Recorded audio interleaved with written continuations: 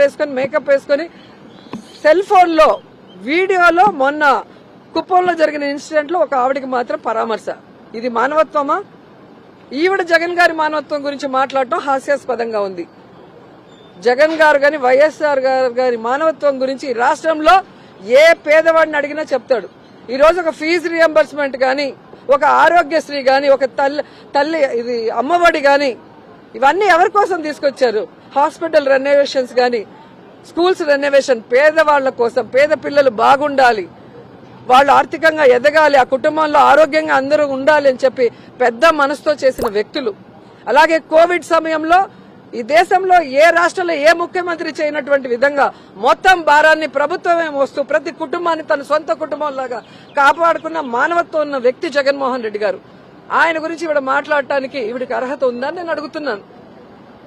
ఈరోజు మీరు red book రాజ్యాంగం అంటూ అన్ని వ్యవస్థల్ని భ్రష్టు పట్టించి పోలీసుల్ని కేవలం తప్పుడు కేసులు పెట్టడానికి, ఈరోజు అందరినీ జైళ్లకు పంపించడానికి పని చేయిస్తున్నారే తప్ప ఈ రాష్ట్రంలో పోలీసులు వాళ్ళ పని వాళ్ళు చేసుకుంటున్నారా?